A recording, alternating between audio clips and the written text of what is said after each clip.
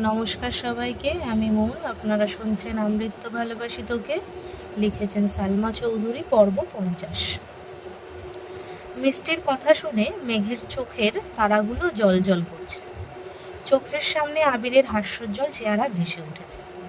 অমনি মেঘ চোখ বন্ধ করে ফেলেছে। চোখ বন্ধ করা মাত্র আবিরের ধারালো ছুরির ন্যায় দৃষ্টি চোখে লাগে। বক্ষ পিঞ্জরে আবদ্ধ হৃৎপিণ্ডটা ছুটে পালাতে যাচ্ছে। সহসা অনুভব হলো উষ্ণ হাওয়া মেঘের কানের লতি ছুঁয়ে গেছে। মেঘের লুকানো অনুভূতিগুলো আজ আকাশে ডানা মেলে উঠতে যাচ্ছে। আনন্দ সাথে লজ্জায় মেঘের চোখ মুখ লাল হয়ে গেছে। বন্যা সুনির্ভর নজরে খেয়াল করলো তা।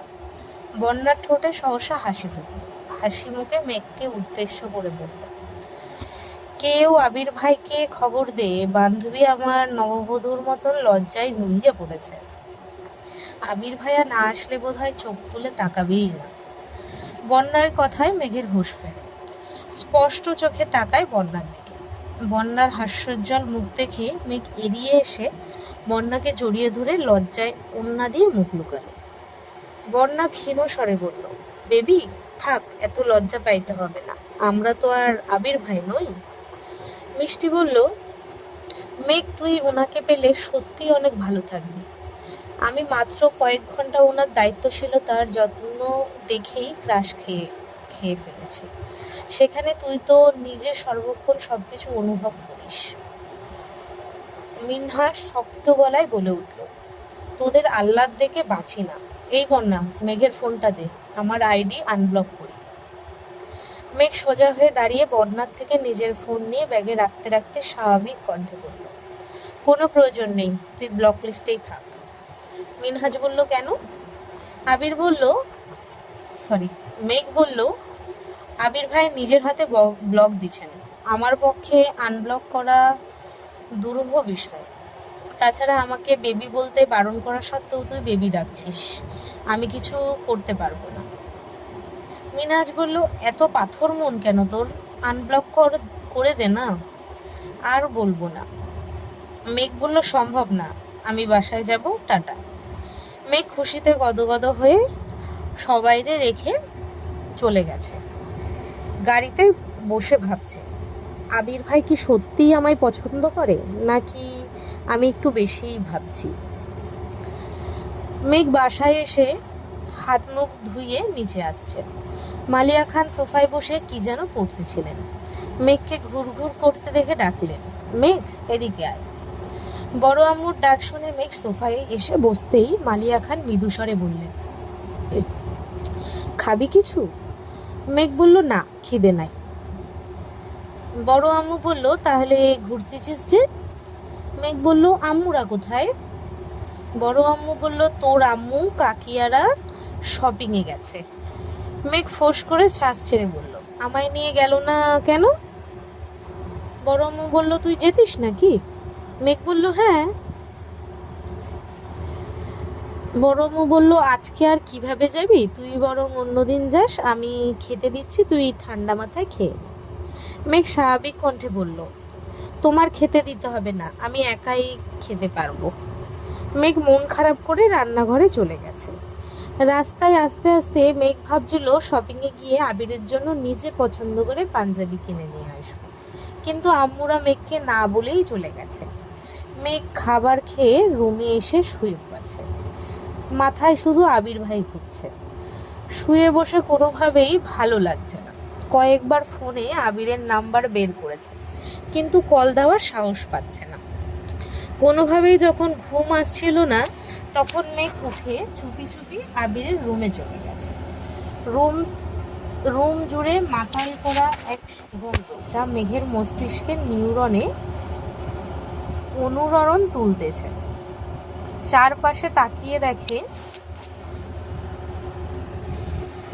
চারপাশে তাকাতে গিয়ে হঠাৎ নজর পড়ে আবিরের স্কাই ব্লু রঙের এক শার্টের দিকে।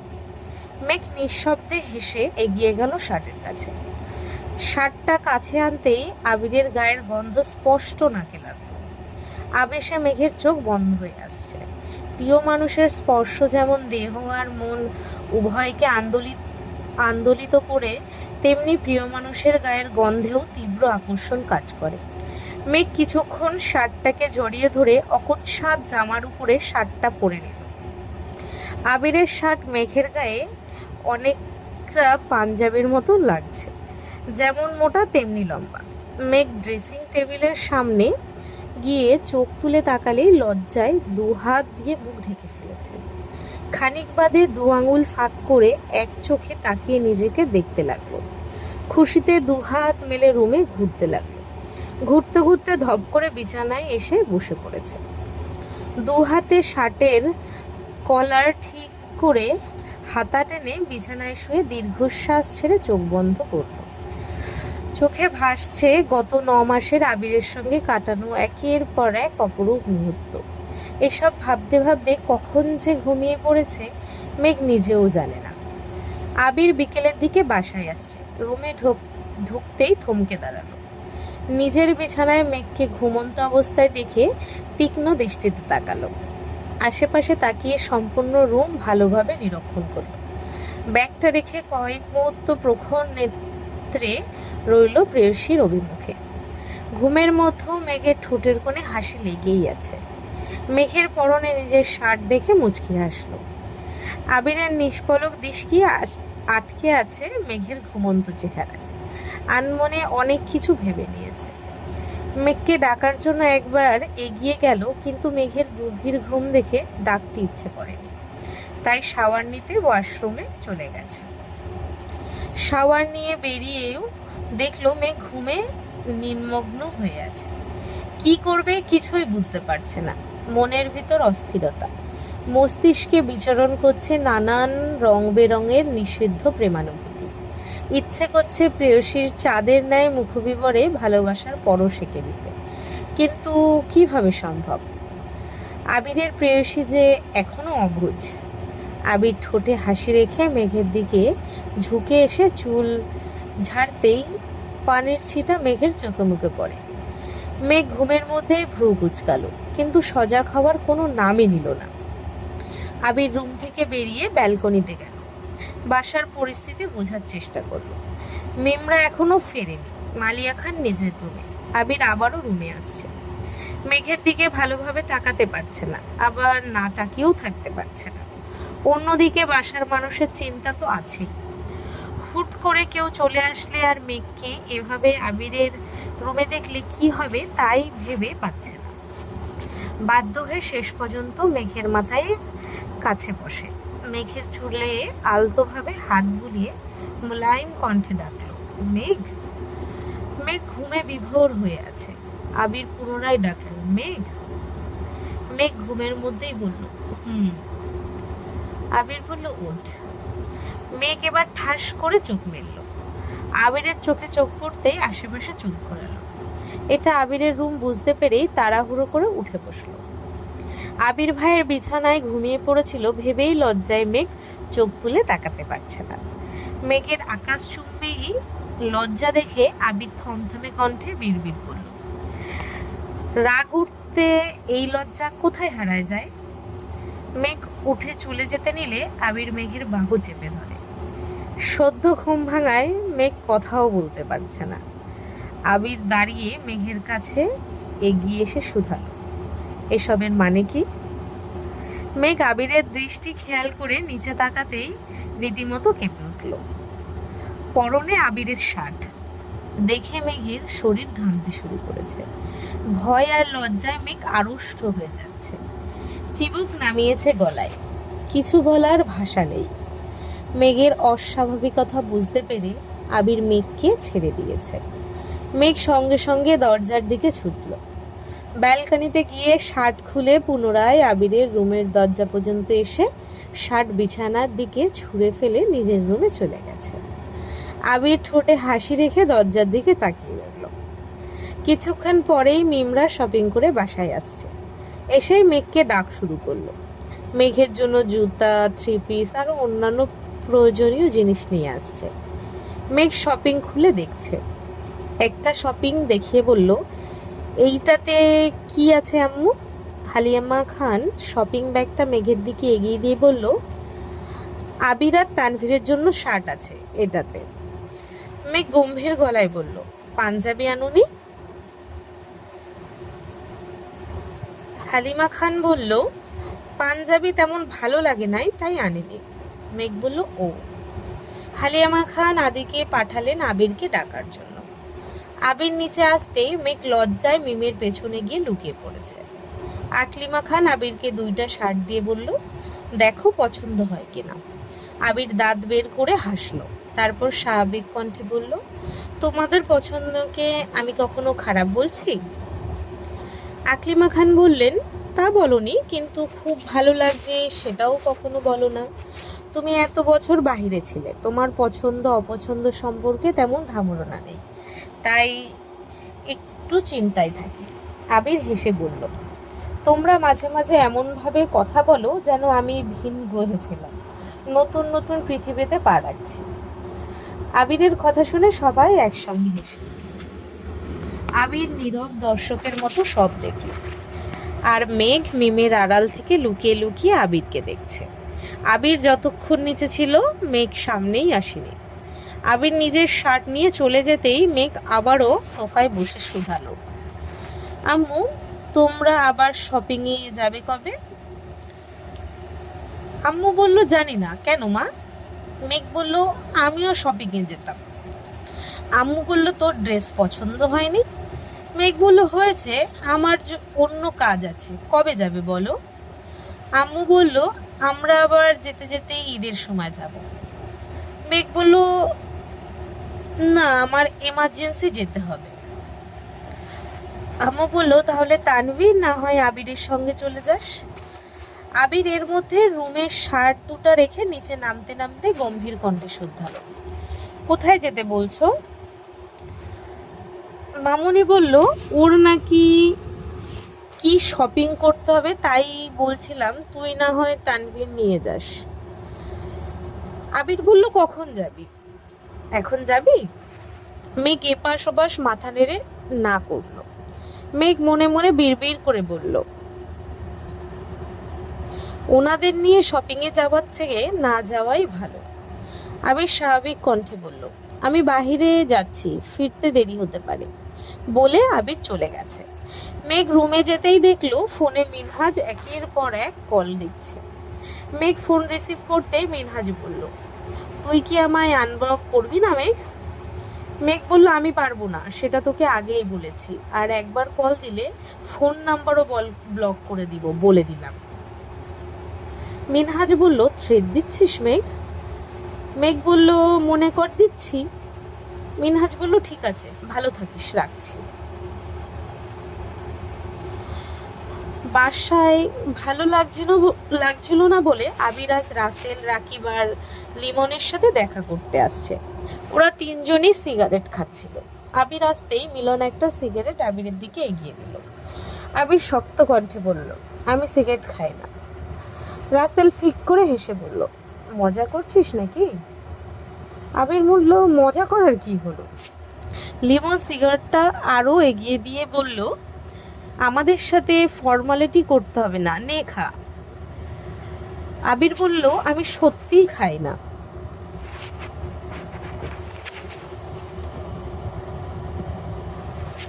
লিমন বলল, কবে থেকে? আবির বলল, অনেক দিন আগে থেকে। লিমন বলল, ছাড়লি কেন? আবির বলল, আমার কাদম্বিনী চায় না আমি সিগারেট খাই। রাকিব এবার উদ্বিগ্ন কণ্ঠে বলল, তুই যেন কার জন্য সিগারেট খাওয়া শুরু করেছিলি? আবির বলল, যার জন্য ধরেছিলাম তার জন্যই ছেড়েছি, সমস্যা আছে কোনো? রাকিব বলল, না, একদমই না। রাকিব শুধালো, বাসায় সবাই কেমন আছেন? আবির বলল, আলহামদুলিল্লাহ ভালো। রাসেল গলা উঁচু করে বলল, আঙ্কেল ঠিক আছেন? আবির বলল, আলহামদুলিল্লাহ। লেমন কাঁপা কাঁপা কণ্ঠে বলল, তোরা তো পরিবর্তনের রহস্য কি? আবির গম্ভীর গলায় বলে, বাবা মায়ের একমাত্র ছেলে হলে এসব পরিবর্তন নিজে থেকেই চলে আসে। চোখের সামনে আম্মুর অসুস্থতা, বুকের ভেতর প্রেয়সীর গভীর অনুরক্তি সব আড়াল করতে নিজের সঙ্গে প্রতিনিয়ত লড়াই করতে হয়, এই আর কি। রাসেল শীতল কণ্ঠে বলল, মেঘের কথা বাসায় জানাবি না? আবির বলল, কিভাবে জানাবো? আব্বু হার্ট অ্যাটাকের হাত থেকে কোনো রকমে বেঁচে ফিরেছেন। এই অবস্থায় আব্বুকে প্রেশার দেওয়ার মতো পরিস্থিতি কোনোভাবেই তৈরি করা যাবে না। আর আমার শ্বশুর যে মানুষ, আমার মুখে নিজের মেয়ের নাম শুনলেই আগুনে ঘি ঢালার মতো চেতবেন। আবির পুনরায় নিরুদ্বেগ কণ্ঠে বলল, আজ একমাত্র ছেলে না হইতাম আর একটা ভাই থাকতো, তাহলে আমাকে কখনো কোনো কাজে পিছপা হতে হতো না। রাকিব করুণ স্বরে শুধালো, ফুপ্পির বিষয়ে বাসায় কোনো সিদ্ধান্ত হয়নি? আবির বিরক্তি নিয়ে বলল, এখনো কিছুই হচ্ছে না। আমি আব্বু চাচুকে ইনডাইরেক্টলি বলেছি, কিন্তু তাদের দিক থেকে তেমন রেসপন্স পাচ্ছি না। রাকিব বলল, কি ভাবছিস? কিভাবে কি করবি? আবির বলল, আমি জানি না। আবির অনেক রাত পর্যন্ত আড্ডা দিয়ে বাসায় আসছে। মেঘ ব্যালকনিতে দাঁড়িয়ে বরাবরের মতো আবিরের জন্য অপেক্ষা করছিল। আবির বাসায় ঢুকতেই দেখলো আলী আহমেদ খান সোফায় বসেছিলেন। আবিরকে আসতে দেখে শান্ত কণ্ঠে বললেন, তোমার সাথে একটু দরকার আছে। আবির সহসা দাঁড়িয়ে পড়েছে। স্বাভাবিক কণ্ঠে বলল, জি বলুন। আবিরের বাবা বলল, তোমার ফুপ্পির বিষয়ে কিছু ভেবেছো? মুখে হাসি নিয়ে আবির বলল, আমি কি ভাববো? আবিরের বাবা আবার বললেন, তোমার ফুপ্পির বিষয়ে তুমি ভাববে না? এ বাড়ির বড় ছেলে হিসাবে তোমার তো কিছু দায়িত্ব আছে। আবির মলিন হেসে বলল, আপনারা যা সিদ্ধান্ত নেবেন তাই হবে। আলী আহমেদ খান শান্ত স্বরে বললেন, ঠিক আছে, রুমে যাও তুমি। আজ মেঘ ভার্সিটিতে আসতেই মিষ্টি উত্তেজিত কণ্ঠে বলল, কিরে মেঘ, আবির ভাইয়ের সঙ্গে কথা হলো? মেঘ বলল, কি কথা বলবো? মিনহাজকে ব্লক করার কারণ জিজ্ঞেস করিসনি? মেঘ আমতা আমতা করে বলল, এত সাহস আমার নেই। মিনহাজ বলল, সাহস না দেখালে কিন্তু কিছু জানতেও পারবি না। মেঘের হঠাৎ ধীর কণ্ঠে প্রশ্ন করল, উনি আমায় ভালো না বাসলে কি করব? তামিম হেসে বলল, ওনাকে ভুলে যাবি। মেঘ ভ্রু কুঁচকে কঠিন স্বরে বলল, তোরে ভুলে যাব, দূর হ হারামি। মিনহাজ অভিভূতের ন্যায় নিষ্পলক মেঘের দিকে কিছুক্ষণ তাকিয়ে থেকে বলল, তোরা অনুমতি দিলে আমি একটা প্ল্যান দিতে পারি। বল্লা শক্ত কণ্ঠে বলল, কিসের প্ল্যান? মিনহাজ ধীর স্থির কণ্ঠে সবটা প্ল্যান বলছে। মিষ্টিরা বলার সঙ্গে সঙ্গে রাজি হয়ে গেছে। মিষ্টিদের উত্তেজনা দেখে মেঘও মোটামুটি রাজি হয়েছে, কিন্তু বন্যা কোনোভাবেই রাজি হচ্ছে না। মেঘকে বোঝানোর চেষ্টা করছে, কিন্তু মিষ্টি, মিনহাজ আর তামিমের কথা শুনতে শুনতে বন্যার কথায় মেঘ পাত্তাও দিচ্ছে না। রাতে খাবার টেবিলে বড়দের খাওয়া শেষ। আবির, তানভীর, মেঘ বসে খাবার খাচ্ছিল। তানভীর উঠে যেতেই মেঘ মিমকে উদ্দেশ্য করে বলল, মিম, তোর সাথে আমার অনেক কথা আছে। মিম বলল, কি কথা আপু? মেঘ বিড়বিড় করে বলল, আমার ভার্সিটির ফ্রেন্ডদের কথা বলেছিলাম না তোকে? মিম বলল, হ্যাঁ, এখন কি হয়েছে? আবির দীর্ঘ মনোযোগ দিয়ে মেঘের কথা শুনছে। মেঘ ঢোক গিলে ধীর কণ্ঠে বলল, আমার এক ফ্রেন্ড মনে হয় আমাকে পছন্দ করে, তবে তোকে ছবি দেখাবো না, খেয়ে রুমে আসি। মিম আচ্ছা বলে চোখ তুলতেই নজর পড়ে আবিরের দিকে। আবির অগ্নি দৃষ্টিতে তাকিয়ে আছে মেঘের দিকে। মিম সে দৃশ্য দেখে টেবিলের নিচ দিয়ে মেঘকে চিমটি কেটে বিড়বিড় করে বলল, আপু চুপ করো, ভাইয়া তোমার কথা শুনে ফেলেছে। মেঘ মিমের কথায় তেমন পাত্তা না দিয়ে আবারও বলল, ওরা তোর কথা খুব বলে, তোকে নিয়ে একদিন ওদের সাথে দেখা করাতে যাবো রে, ঠিক আছে? ভয়ে মিমের কণ্ঠ ভিজে এলো। দাঁতে দাঁত চেপে বলল, সময় হলে যাব, এখন চুপ করো তুমি। মেঘ উত্তেজিত কণ্ঠে পুনরায় বলল, জানিস মিম, ওর নামের প্রথম অক্ষরও এম। আবির সঙ্গে সঙ্গে খাবার রেখে দাঁড়িয়ে পড়েছে। হালিমা খান উদ্বিগ্ন কণ্ঠে শুধালো, কিরে, খাবার শেষ না করে উঠে পড়লি যে? আবির বলল, খেতে ইচ্ছা করছে না। হালিমা খান বলল, কেন, কি হয়েছে তোর? আবির বলল, কিছু না। আবির রাগে ফুঁসতে ফুঁসতে রুমে চলে গেছে। মেঘ এবার দীর্ঘশ্বাস ছেড়ে চোখ তুলে তাকালো। মেঘের নেত্রোদয় টলটল করছে। আবিরের সামনে এভাবে কথা বলা মেঘের কাছে তৃতীয় বিশ্বযুদ্ধের সমতুল্য। ভয়ে মেঘের হাত পা কাঁপছিল। নিজ দিকে তাকিয়ে কোনো রকমে কথাগুলো বলেছে মেঘ। আবির কোনো দিকে না তাকিয়ে রুমে চলে গেছে। মেঘ গভীর রাত পর্যন্ত টিভি দেখেছে আর আবিরের জন্য অপেক্ষা করেছে। প্রায় 1টা নাগাদ মেঘ রুমে গিয়ে শুয়ে পড়েছে। পরদিন সকালে আবার খাবার টেবিলে আবিরের সঙ্গে দেখা। মেঘ কোনোভাবেই আবিরের চোখের দিকে তাকায় না, কারণ আবির ভাইয়ের চোখ রাখলেই মেঘের সবকিছু গুলিয়ে যাবে। বড়দের কথার মাঝখানে মিম কি একটা কথা বলেছে, কিন্তু কেউ মিমের কথা কানেই নেয়নি।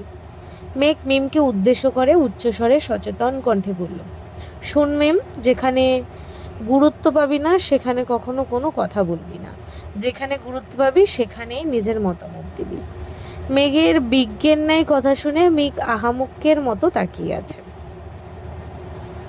আজকের পর্বই অবধি। যদি সবার ভালো লাগে লাইক কমেন্ট শেয়ার করে দিও। যদি ইউটিউব থেকে শুনছো তো সবাই সাবস্ক্রাইব করো। যদি ফেসবুক থেকে শুনছো তো সবাই পেজটিকে ফলো করো। আজ আসছি, ধন্যবাদ সবাইকে।